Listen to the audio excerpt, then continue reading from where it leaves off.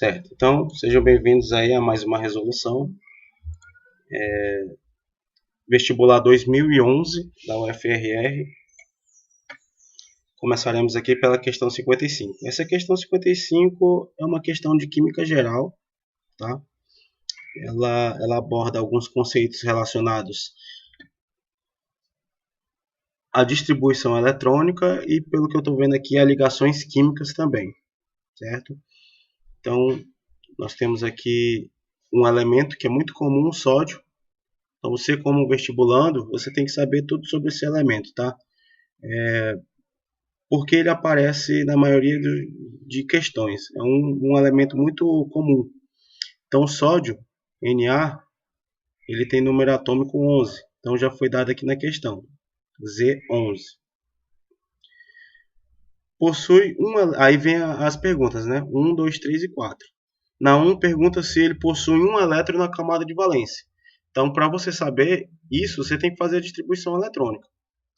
Então, vamos fazer aqui, ó. 1s2, 2s2, 2p6 e 3s1. 3s1. Então, ó, é observado aqui a presença de um elétron na camada de valência.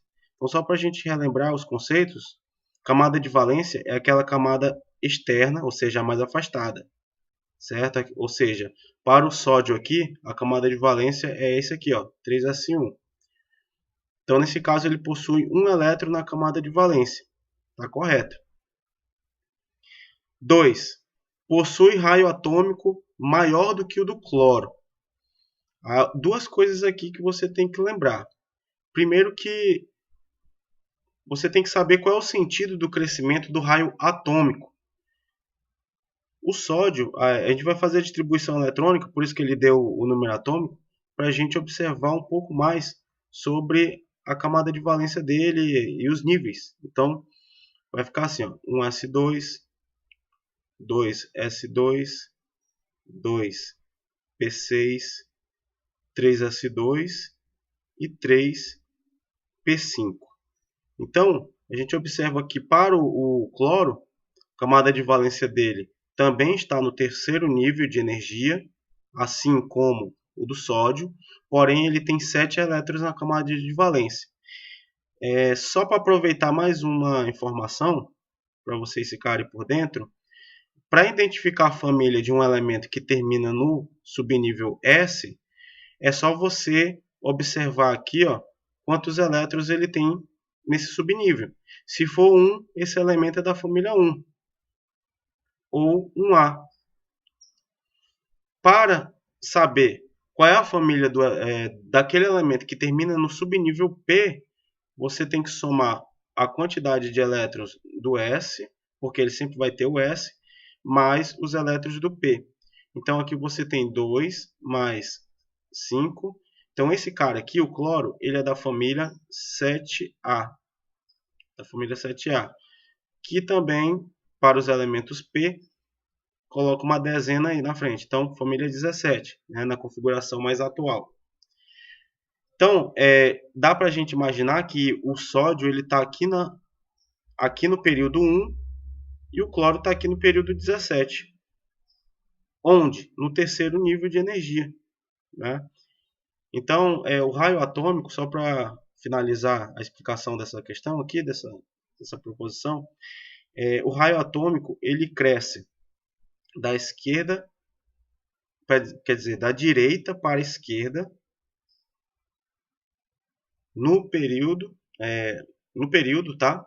Terceiro nível, e nas famílias vai crescer de cima para baixo, no mesmo sentido do caráter metálico. Então, ele possui um raio atômico maior do que o cloro? Está correto, certo? Então, o sódio, sim, tem um raio atômico maior do que o do cloro. É bem maior. O cloro bem pequeno. 3. Possui tendência de formar ligações iônicas com não metais? Então, esse aqui é o clichêzinho lá, né? Metal com não metal, você tem ligação iônica. está correto, né? O sódio, ele vai perder esse elétron aqui, ó. Ele perde esse elétron aqui para ficar com esse octeto aqui todo completo, ó. 8 elétrons, é aquela teoria do octeto. E o cloro, ele precisa somente ganhar um para atingir o octeto. Então, o cloro não perde, ele ganha, ele vai se transformar em um ânion. E o sódio, por ser metal, ele perde elétrons, se transformando em cátio. Então, aqui nós teríamos NaCl-, né? Formando NaCl. Então, só lembrando aí do sal de cozinha, é o mais fácil, mais simples de todo. Então, sim, possui tendência de formar ligações iônicas com não metais. Então, você tem o metal e você tem o ametal aqui, ó. Beleza? Então, essa 3 também está correta. Aí, na 4, ele fala que o número quântico secundário do último elétron da distribuição eletrônica é 1. Aí eu vou mostrar para vocês aqui como fazer isso. É só observar aqui a resposta. Diz que é a B, né? Vamos confirmar, então. Existem 4 números quânticos. A gente viu na última aula isso aí. Então, para você saber, tem que lembrar que o primeiro número quântico é o nível que ele se encontra. Por exemplo, aqui a gente sabe que o número quântico principal do sódio é 3, porque ele finaliza em 3, ó. Esse 3 aqui. O número quântico secundário é aquele que vai dizer em que subnível ele está, né?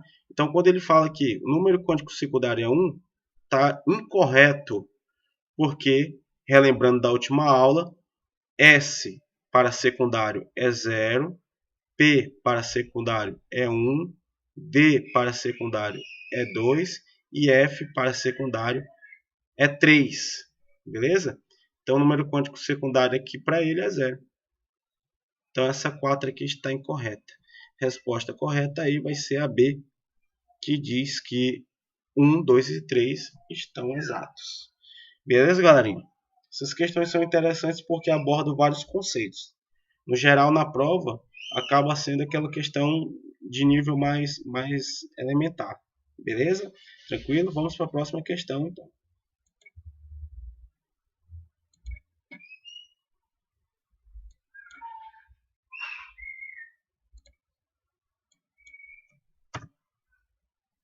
Deixa eu só salvar aqui, gente. Vestibular 2011, questão 1. Vou botar assim. Agora eu vou puxar outra questão pra gente aqui. Questão 56.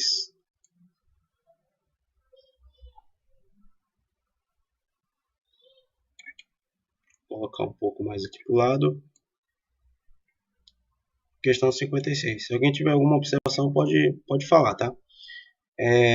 Questão 56 fala sobre o dióxido de carbono. Então não é nenhuma novidade esse composto também, tá? É um composto muito conhecido, CO2. A maioria das provas de química, quando se trata a respeito de polaridade, de ligações, de geometria de molécula, geralmente esse cara aqui ele aparece em algumas questões, ó, o CO2, beleza? Então, dióxido de carbono, ele não fala CO2, mas aí já avalia o aluno saber nomenclatura de óxidos, né? Então já tem um assunto já relacionado aqui, nomenclatura de óxidos. Dióxido de carbono, a gente está falando do CO2. É um dos principais poluidores ambientais gasosos das grandes cidades, sendo emitidos polares, né? Então, para isso, a gente, logicamente, que se você resolve vários exercícios relacionados ao CO2 e isso aí, de cara você já vai saber que ele tem ligação covalente polar, né? Mas vou mostrar aqui para vocês por quê. Olha lá, ó. Carbono faz 4 ligações. Eu tenho 2 oxigênios, então sempre procuro uma simetria nesse cara. Família dele, família 4. Então ele tem 4 elétrons na camada de valência. 2, 4. Então, quando eu coloco o oxigênio aqui, ó, que é da família 6A, então ele tem 6 elétrons. 1, 2, 3, 4, 5 e 6 elétrons na camada de valência, ele vai fazer aqui uma ligação covalente e tal, né? Então vou colocar assim, ó, ligação covalente, e aí ele vai juntar esse elétron que está aqui embaixo com esse outro elétron livre aqui para fazer uma nova ligação covalente. Deixa eu ver se eu tenho uma borracha aqui. Não tem, mas eu vou botar o branco em cima.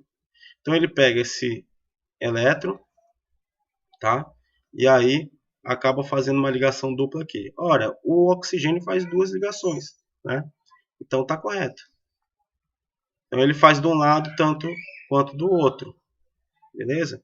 Então aqui, ó, só para finalizar essa estrutura, vou colocar o oxigênio aqui também. Isso aqui é a estrutura de Lewis, tá bom, gente? Quando você representa os elétrons da camada de valência através de pontinhos. Então aqui, ó, tem uma ligação dupla. Beleza, mostrei para vocês como se faz a estrutura dele. Agora eu vou colocar na fórmula estrutural aqui.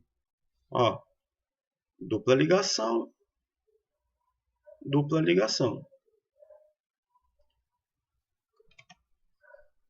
Não tem nenhum par de elétron livre aqui, ó. Não tem nenhum par de elétron livre em cima nem embaixo. O carbono não tem, já está completo. 1, 2, 3, 4, 5, 6, 7, 8. Assim como o oxigênio. Agora, as ligações elas são polares. Essas ligações elas são polares. Porque ó, o oxigênio ele é mais eletronegativo do que o carbono. Analisando as eletronegatividades na tabela periódica. E os seus valores também. Então, ó, esse oxigênio ele atrai os elétrons no sentido dele. Esse oxigênio atrai os elétrons no sentido dele. Portanto, essa ligação dupla podemos chamar de uma ligação polar. Beleza? Tranquilo. Então a primeira aqui está correta. É formado por ligações polares, tanto desse lado quanto do outro. 2. É uma molécula apolar. Não é porque uma substância tem ligações polares que a molécula vai ser polar. Não é uma regra. Né? Então nesse caso aqui, ó, você tem que analisar. Esse composto ele vai ser apolar porque imagina o seguinte. Nós temos aqui na química uma análise relacionada ao momento dipolar. Se esse momento dipolar ele for igual a zero, significa que essa molécula é apolar. Se o momento dipolar for diferente de zero, significa que essa molécula ela é polar. Então o que é o momento polar? Momento dipolo. É essa ligação polar nesse sentido aqui, ó, dessa setinha, e o do outro. Então essa geometria faz com que o oxigênio que está na direita esteja anulando a força do oxigênio que está na esquerda. Então nós temos um momento dipolar igual a zero. Você não tem uma densidade de carga maior de um lado em relação ao outro. Só para a gente finalizar, tá? Imagine esse verde aqui como uma densidade de carga. Então, tanto do lado esquerdo quanto do lado direito, praticamente a mesma coisa. Então, essa molécula aqui é apolar. Aí, lógico que vocês, como vestibulandos, vocês querem uma explicação mais simples, né? Correto. Então, vou dar uma explicação mais simples para vocês. Se você observa qual é o átomo central, é o carbono. Aí você faz uma subtração de átomos iguais por nuvens eletrônicas que esse átomo central tem. Por exemplo, esse átomo de carbono ele tem duas ligações duplas. E tem dois átomos iguais ligados nele, que são os oxigênios. Então, 2 menos 2 igual a 0. 0, momento dipolar. Beleza? Então, é mais fácil observar assim. Molécula apolar, ligações polares. Não confundir. Deixa eu ver onde eu estava. Beleza, 2 está correto. A sua geometria é angular. Angular basicamente sempre lembra da água. A água é angular. Então, nesse caso aqui, o CO2 ele é reto, ele é linear. Ângulo de 180 graus.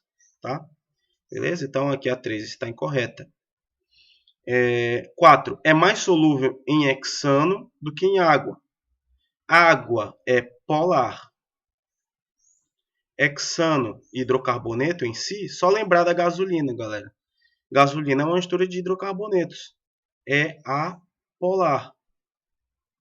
Então, na química, nós temos algo relacionado a semelhante dissolve semelhante. É uma generalização, mas é bem interessante para algumas coisas. Então, ele é mais solúvel em hexano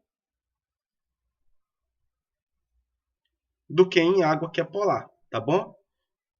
Beleza? Então, é isso aí. Finalizando a questão, 1, 2 e 4, resposta C está correta. Questão bonita, né? Beleza? Vamos para a próxima questão.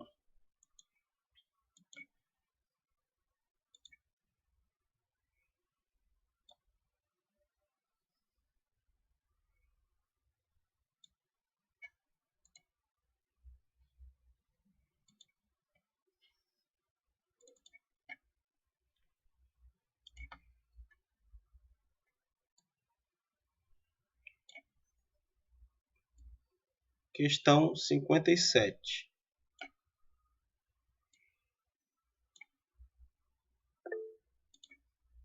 Vamos lá, questão 57 aqui. Beleza. Teve um comentário aqui sobre deixa eu ver aqui. A Jenny fez aqui que estudou geometria e polaridade hoje. Esse assunto aí, galera, é bom vocês ficarem atualizados porque é um assunto chave para qualquer prova de vestibular, tá bom? Vamos para a questão 57 aqui, ó. E não só a geometria, porque tem moléculas que são chaves nesse assunto. Por exemplo, o CO2, o NH3, que é piramidal do nitrogênio, o BF3, que é trigonal planar, a água, que é angular, né? O CH4, que é o metano, que é carbono tetraédrico. Então, essas moléculas, elas são muito comuns aparecer, e se você sabe detalhes sobre essas substâncias, já ganha um tempo legal na hora da prova, tá? Vamos lá para a questão 57, que é uma questão de estequiometria. Fiz aqui algumas anotações. Deixa eu ver. Aqui. Olha só. Reações químicas ocorrem em proporções determinadas. A gente lembra da lei de Proust, né? As proporções elas são definidas. Quando reagimos ácido clorídrico com hidróxido de potássio, são formados cloreto de potássio e água. O que isso significa? Que você tem que saber a nomenclatura de ácido, de base, de sal, né? Mas é uma nomenclatura muito comum. Então aqui vai ficar assim, ó. HCl reage com KOH, hidróxido de potássio, para produzir uma reação de dupla troca, né? Então vai ficar KCl. Deixa eu ajeitar aqui minha mesa. Mais H2O. Pronto, agora sim, fica mais bonito. Tá. Balanceando essa equação, a gente observa que não precisa, já está, né? 1 produz 1, reage com 1, produzindo 1, mais 1. Então a equação está balanceada aí. Se nesta reação química forem utilizados 0,5 mol, ou seja, meio mol de moléculas de ácido clorídrico, ou seja, 0,5 mol de HCl, e quantidade suficiente de hidróxido de potássio, quando ele fala quantidade suficiente de hidróxido de potássio, significa que esse 0,5 mol de ácido clorídrico vai reagir totalmente, porque o outro lá está em excesso. Beleza? Quantos gramas de cloreto de potássio Então aqui já é uma pergunta. E quantas moléculas de água serão obtidas? Então eu tenho que achar aqui a resposta que diz quantos gramas são e quantas moléculas de água. Beleza? Então a gente vai fazer o seguinte. Vou colocar essa reação aqui bem do lado. Já que eu peguei pouco espaço, vou colocar assim, ó, HCl mais KOH reage para formar KCl mais H2O. Aí vou colocar os dados aqui agora. 0,5 mol de HCl. Se eu quero saber qual é a massa de KCl, eu tenho que achar quantos mols então é produzido. É muito simples, galera, porque se um mol de ácido clorídrico produz 1 mol de KCl, então 0,5 vai produzir 0,5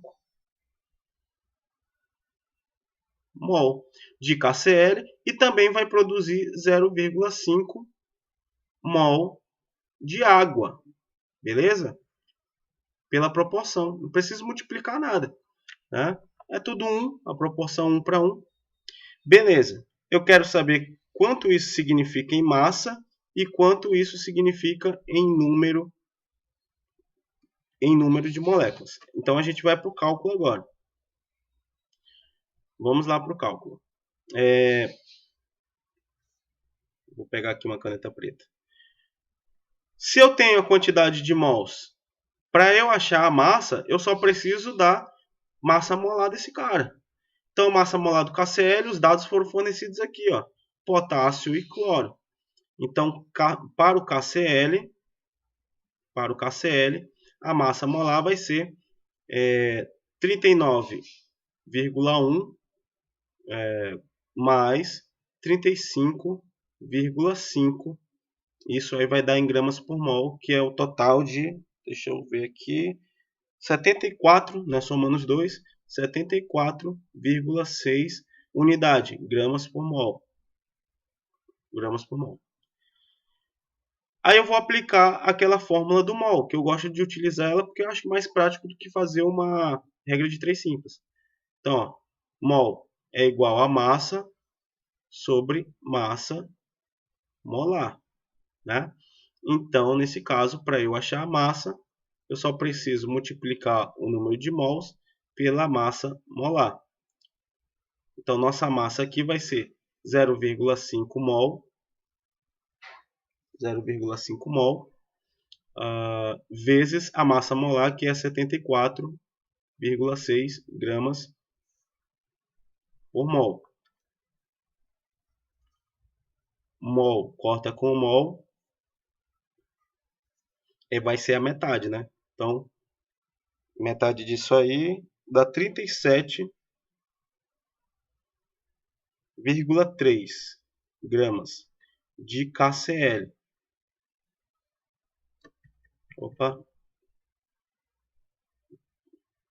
KCl. Então a gente achou aqui a primeira resposta. Ou pode ser a questão A, ou pode ser a questão C ou D, né? Mas vai ficar bem fácil, porque ó, se eu tenho também 0,5 mol de H2O, então para achar H2O, eu só vou precisar fazer isso aqui, ó. Constante de Avogadro, H2O. 1 mol de qualquer molécula é 6 vezes 10 a 23, beleza? Então 0,5 mol, que é a metade, vai ser quanto? Vai ser a metade, porra. Vai ser x é igual a 3 vezes 10 a 23 moléculas de H2O. Certo? Então aí a gente finaliza essa questão. Mol corta com mol. E a gente encontra aqui a resposta correta, que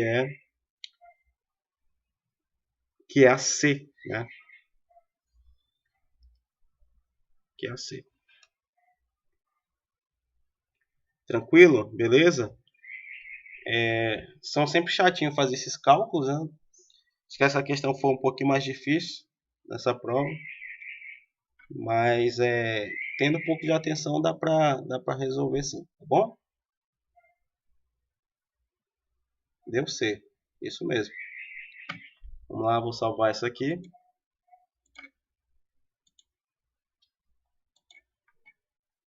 E vamos para a próxima questão.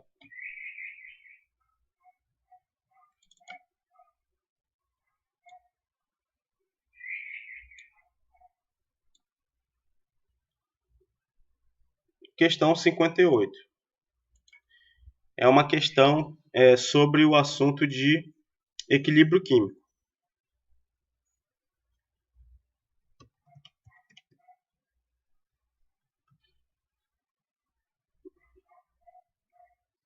Equilíbrio químico. Marque a alternativa que representa a constante de equilíbrio em termos de concentração, tá? Ó, não é comum pedir isso aqui, ó, em termos de concentração, até porque o Kc ele é adimensional. Então é mais fácil você cancelar as unidades e utilizar só os números para manipulá-los. Só que não vai ser um problema, porque ó, as unidades aqui são todas iguais, então não vai fazer nenhuma diferença para a gente. Para a reação representada pela equação química abaixo. Então está meio apagadinho, mas eu vou reescrever ela aqui. Ó. A equação é N2 gasoso mais 3H2 gasoso em equilíbrio, então uma seta dupla, produzindo 2 mols de NH3 gasoso. Beleza. Que mais? Existem as seguintes concentrações para os compostos em equilíbrio. Beleza? Então, para o NH3, a concentração vai ser 0,1 mol por litro. Para o H2, 1 mol por litro. E para o N2 vai ser 1,5 mol por litro. Agora vamos fazer nossos cálculos aqui.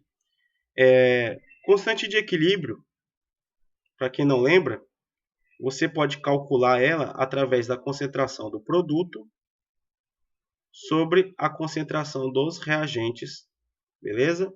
Elevado a seus coeficientes estequiométricos. Então, numa reação de Azinho A produzindo Bzinho Bzão, você tem Kc igual à concentração dos produtos, vai ser Bzão elevado a Bzinho, dividido pela concentração dos reagentes, que vai ser Azão dividido pelo Azinho. Abriu nossa mente, agora a gente vai para o cálculo aqui. Para esta equação, nós teremos então a seguinte expressão. Kc é igual produto NH3 elevado a 2 sobre os reagentes N2 vezes H2 elevado ao cubo, por ser 3 o coeficiente estequiométrico aqui. Tá? Agora, substituindo os valores, NH3 0,1 ao quadrado dividido para 1,5, que é o do N2, vezes a concentração de H2, que é 1 ao cubo. 1 vezes 1 vezes 1 é ele mesmo, tá bom? Então, Kc é igual a 0,1, então aqui vai dar 0,01, ou 1 vezes 10 a menos 2, dividido para 1,5. Aí você utiliza a forma matemática que você preferir para resolver isso aí, tá? A resposta aqui vai dar 0,00 66. Então, esse é o resultado. Resposta D. Mas é claro, se você ficar confuso em relação a essa unidade que ele apresentou aí, é só imaginar o seguinte, ó. Vai que cai uma questão só pedindo as unidades, que é algo pouco provável, tá? Mas pode acontecer. Ficaria assim, ó. Produto, então aqui, ó, produto, mol por litro ao quadrado, né? Sobre reagentes, aqui, ó, 1,5 mol por litro vezes 1 ao cubo, então mol por litro ao cubo. Então aqui ficaria mol por litro ao quadrado sobre, soma 1 com 3 aqui, né? Mol por litro elevado a 4. E isso aqui daria mol por litro. Ficaria 1 sobre mol por litro ao quadrado. Tá bom? Aqui, ó, 2 menos 4, né? Então você teria, na verdade, 4 menos 2, ficaria 2 aqui. E aí você teria mol por litro a menos 2. Então é por isso que ele colocou aqui mol por litro a menos 2 também. Acho que só a última que colocava ao quadrado. Então é isso aí, galera. Respondendo essa questão, 0,066 mol por litro, né, elevado a menos 2. Finalizando essa questão de equilíbrio químico. Tá bom? Só respondi essa parte, fiz essa parte aí com vocês para deixar um pouco mais claro em relação às unidades. Mas não seria nenhum problema se vocês resolvessem essa questão sem ela, sem essa análise aí. Vamos para a próxima questão.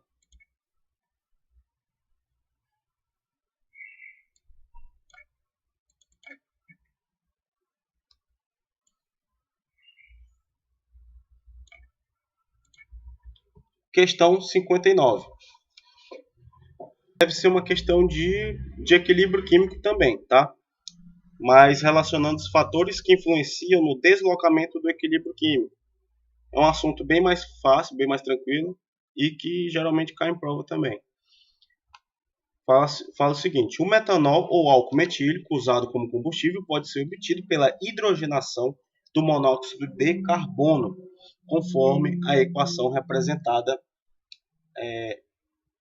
abaixo. Então você tem CO gasoso mais H2.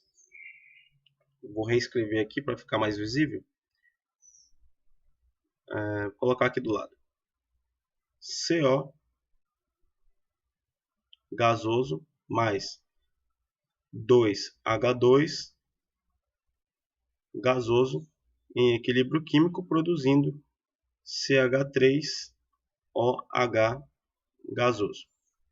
Essa equação aqui, ó, ela tem um ΔH, ou seja, é uma equação termoquímica, no valor de menos 74,8 kJ por mol. Pronto, tá aí, todos os valores. Assinale a afirmativa que é correta, né? Na A diz o seguinte: a diminuição da temperatura favorece a síntese do metanol. Ora, para favorecer a síntese do metanol, é necessário que o equilíbrio se desloque no sentido do produto, já que o metanol ele é o produto. Então, para eu favorecer a síntese, eu preciso deslocar esse equilíbrio para a direita. Então, se eu diminuir a temperatura, significa que você tem aí um deslocamento químico para a direita.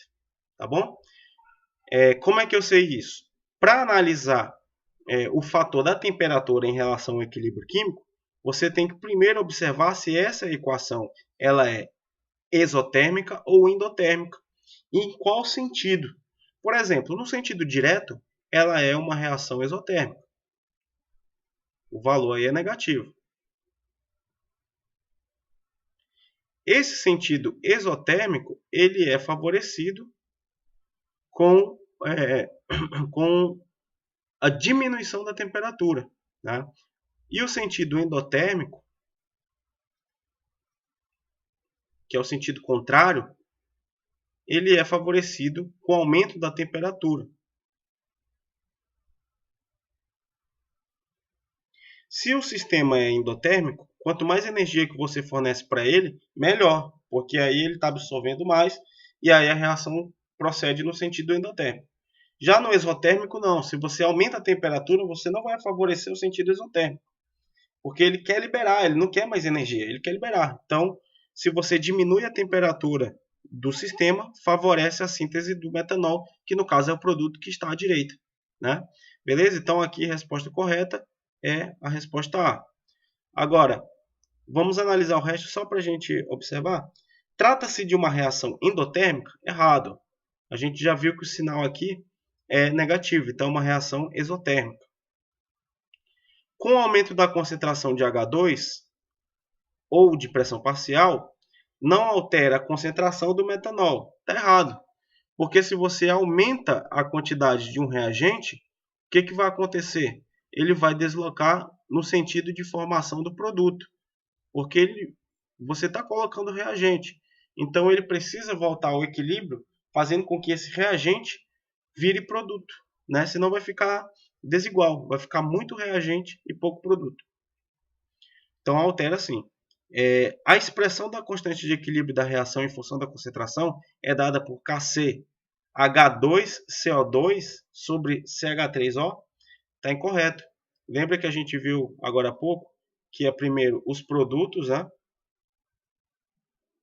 Primeiro produto, CH3OH, sobre a concentração do reagente.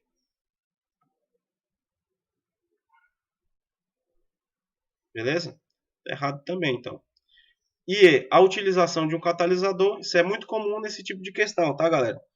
Colocar o catalisador em jogo aí. O catalisador não altera o equilíbrio, então não vai aumentar nem diminuir no deslocamento, ou seja, não vai favorecer nem um lado nem do outro, beleza? E nem acelera a reação. Quer dizer, acelera a reação, não desloca o equilíbrio. Acabei trocando aqui a explicação. Beleza? Catalisador, só para a gente finalizar, é qualquer substância que participa de um processo químico, acelerando a energia de ativação, diminuindo, acelerando a velocidade da reação, diminuindo sua energia de ativação, e ele é recuperado no final. Beleza? Acabei me enrolando aqui algumas coisas, mas é isso aí. Tá? Então, resposta A. Vamos para a próxima questão. Para a questão 6 aqui, já indo para a reta final.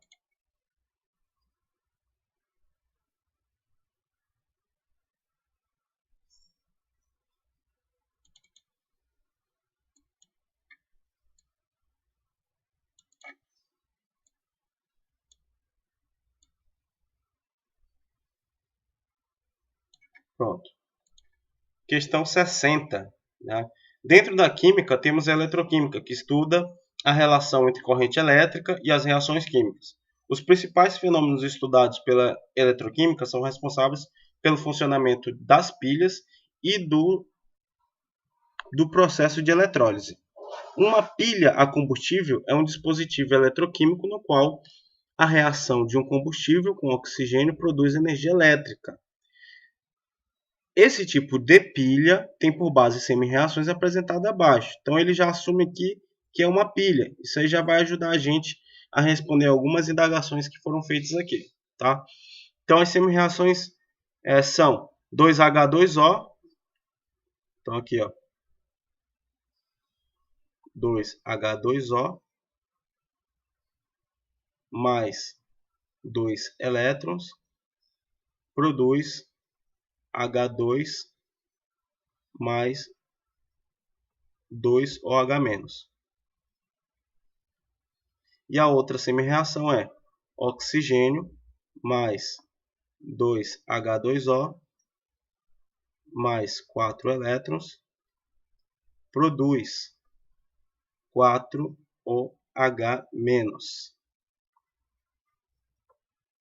Então aqui você tem uma seta de reação e aqui também.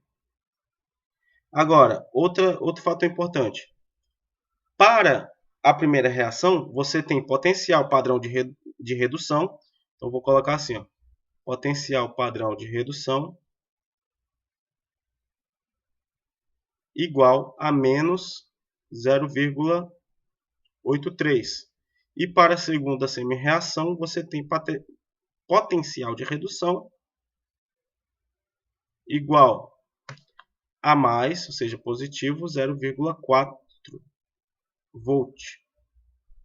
Beleza, galera? Então, ó, agora vamos aqui para as indagações. Ele quer saber qual é a incorreta. A diferença de potencial elétrico padrão da pilha é 1,23. Então, para a gente fazer isso, temos que calcular, tá? DDP, que é a mesma coisa que ΔE padrão ou FEM, é igual ao potencial padrão. Se a gente vai utilizar os mesmos, ou seja, os dois de redução, então vou colocar potencial padrão de redução maior menos o potencial padrão de redução menor. Então aqui nesse caso aqui, qual é o maior? É esse aqui, ó, 0,40 volt menos o menor, menos 0,83 volt. Menos com menos, ou seja, negativo com negativo, positivo.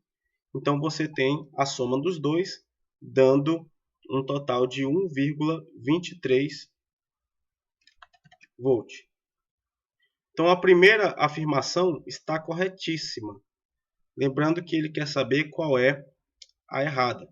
Bom, vamos para a segunda afirmação. O oxigênio sofre redução. Então onde é que está o oxigênio? Está aqui, ó. Ele sofre redução. Para você saber quem sofre redução ou oxidação, é só olhar nos valores aqui, né? Então, por exemplo, se o oxigênio sofre redução, ele precisa ter um maior potencial de redução em relação a outra substância. Então, está correto. Ó. Ele tem maior potencial padrão de redução em relação ao H2O aqui. Então, nesse caso, ele sofre a oxidação, quer dizer, sofre a redução. Ele sofre a redução e o outro sofre a oxidação, tá bom? Então, o oxigênio sofre redução. C. A equação global da pilha é essa daí. Então, para chegar na global, a gente vai ter que fazê-la, né? Vamos lá. Equação global. Se o oxigênio sofre redução, então a equação, a semi-reação dele é de redução. E redução é aquele que ganha elétron no sentido direto. Então, como o elétron está do lado dos reagentes aqui, beleza, é uma reação de redução. Então, vou colocar ela do jeito que está.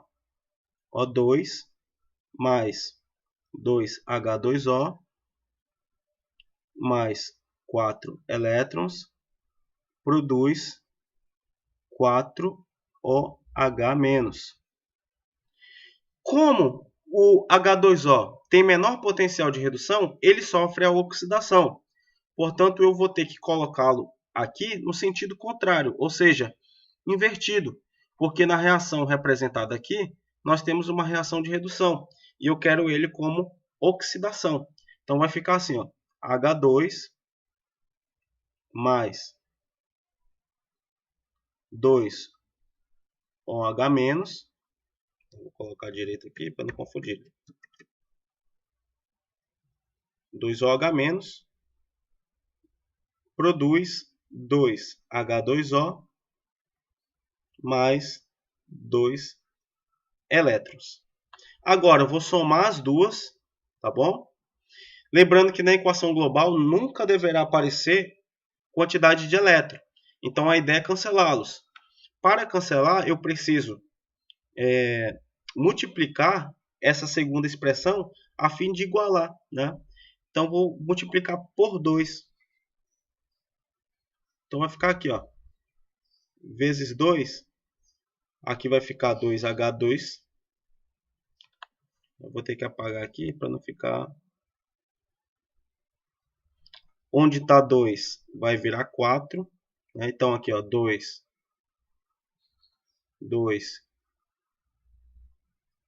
e 2. Eu vou colocar 4. Né? 2 vezes 2, 4.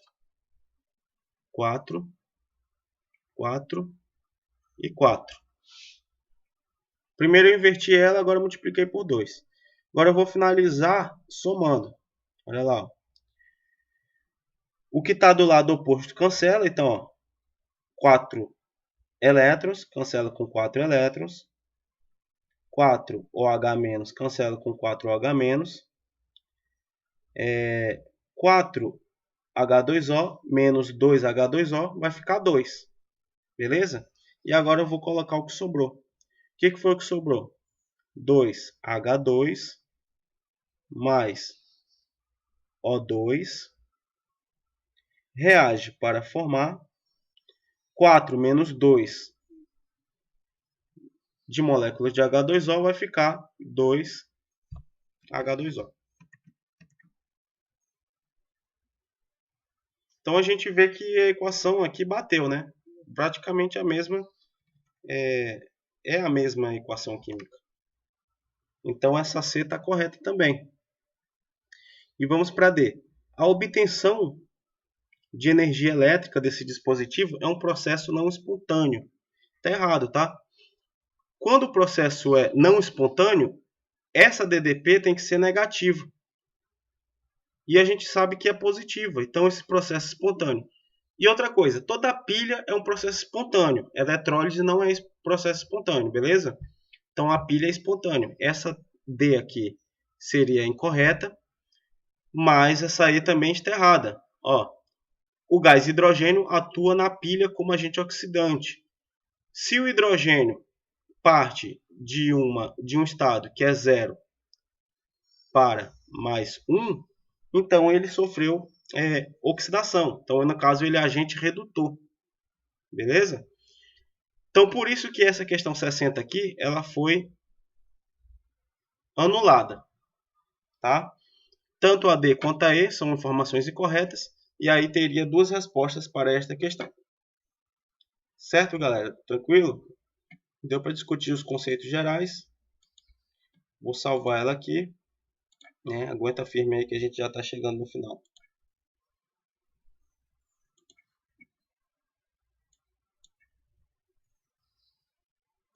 Química orgânica agora.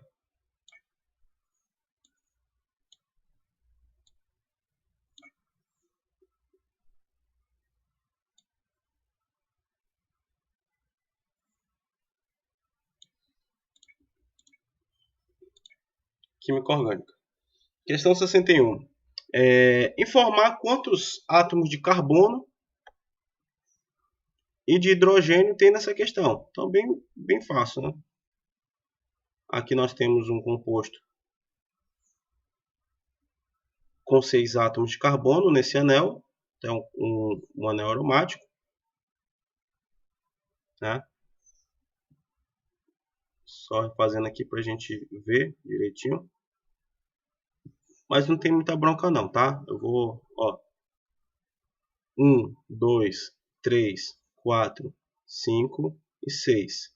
7, 8 e 9. O único que tem 9 aqui é C. Beleza? Então é isso aí. Só para a gente confirmar, átomos de hidrogênio 3, 4, 5, 6, 7, 8. Beleza? Então é isso aí.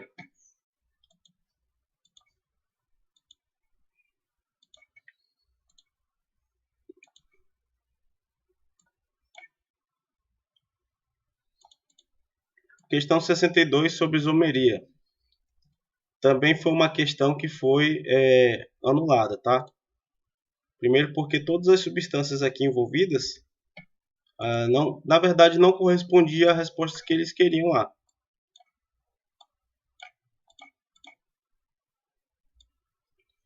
Eles queriam aqui uma substância que tinha isomeria geométrica e outra que tinha isomeria espacial, né? Isomeria óptica, na verdade. Uma isomeria geométrica e outra isomeria óptica. Nenhum atendeu aos requisitos da substância deles, tá? Vou fazer aqui rapidinho a primeira questão, ó. Butan 2-ol. Então, ó, 2, 3, 4. No carbono 2 você tem uma hidroxila. Butan 2-ol. Então aqui, ó, tem o hidrogênio. Deixa eu ver aqui. 1, 2, 3 e 4. Butan 2-ol. Aqui teria um carbono simétrico, né? Quiral. Agora, fazendo but1-eno, coloco uma dupla aqui, CH3,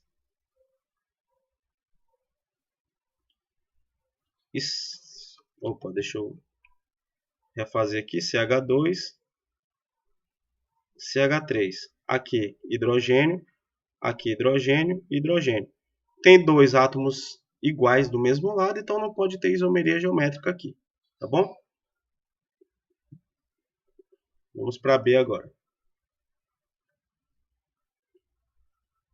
A B nós temos a mesma substância, né? Análoga.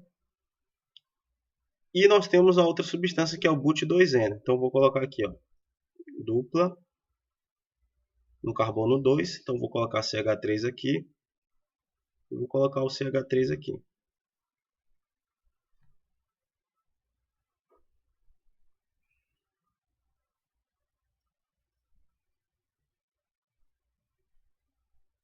O que parece é que a B poderia ser a correta, porque você tem o composto que apresenta isomeria geométrica, cis ou trans, né? E o butan 2-ol que apresenta isomeria óptica, né? 1, 2, 3, 4. Tinha feito essa estrutura antes e não tinha dado. Deixa eu só confirmar aqui. É isso mesmo, né? Provavelmente resposta correta B. Agora só para a gente verificar as outras. 1,2 dimetilciclohexano. Então, aqui, ó, ciclohexano. No carbono 1 você tem metil, no carbono 2 também. E o ciclohexanol. Aqui não poderia ter isomeria óptica, porque é um composto que tem simetria, tá bom? Vamos para D agora.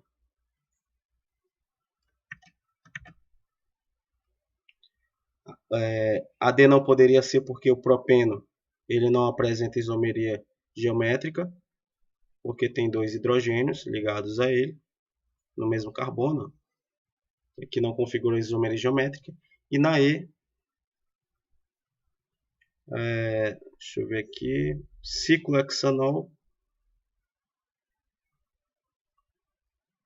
OH, 4-metil, um composto que é simétrico. Então também não pode ter isomeria óptica aqui, certo? Então a resposta correta, na verdade, poderia ser a B, pelo que eu estou vendo.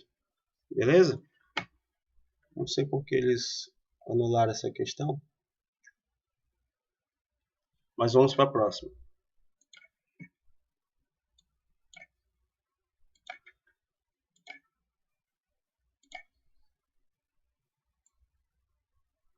Agora, a última questão.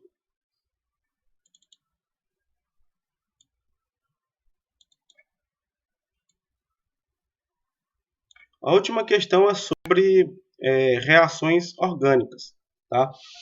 Você tem aqui 4 reações orgânicas e ele quer saber qual é a sequência correta dos tipos de classificação, ou seja, a classificação dessas reações.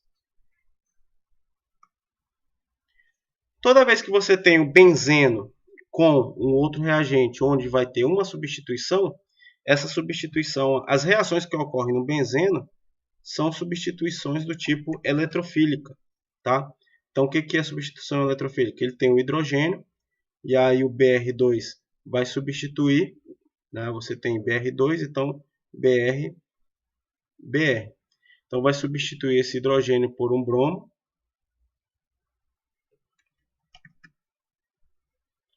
E você tem o subproduto HBr. Então aqui vai ser uma substituição eletrofílica. Substitui o eletrófilo. Já em contrapartida, os compostos que não são aromáticos, como esse daqui que é o CH3Br, carbono tetraédrico, né? Br.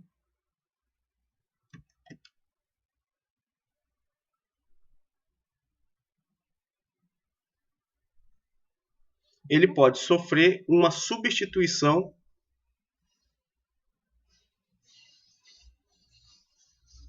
nucleofílica.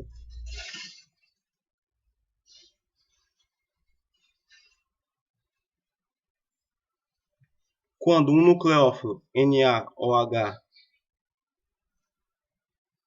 Na+, mais OH-, ou seja, um nucleófilo forte, que é o caso do OH-, vai tentar entrar aqui, ó, no carbono.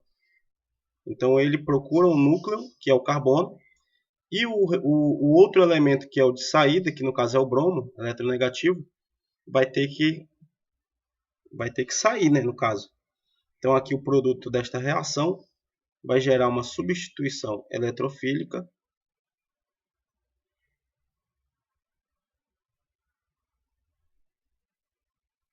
mais NaBr. Beleza? Já nesse 3 aqui, ó, a reação clássica de adição. Então, quais são as reações que ocorrem nos alcenos? Adição, né, propriamente dita. Então, você tem ligação dupla,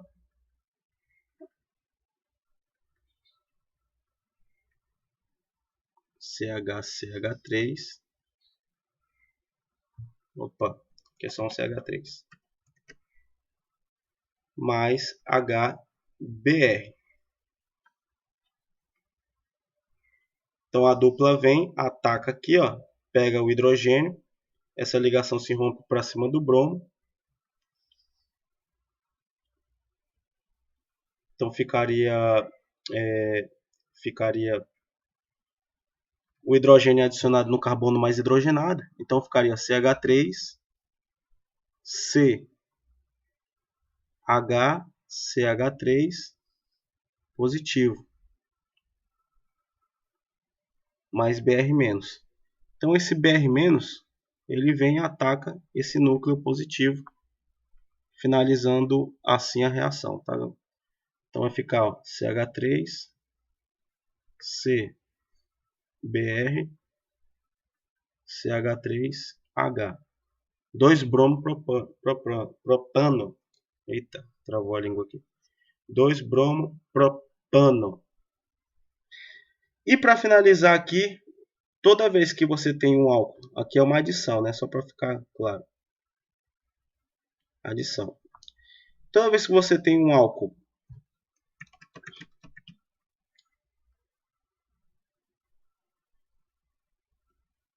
na presença de oxidantes, como o dicromato de potássio,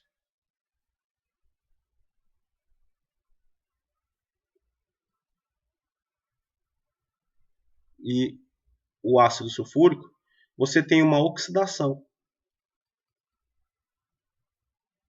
Então, a oxidação de álcool produz aldeído.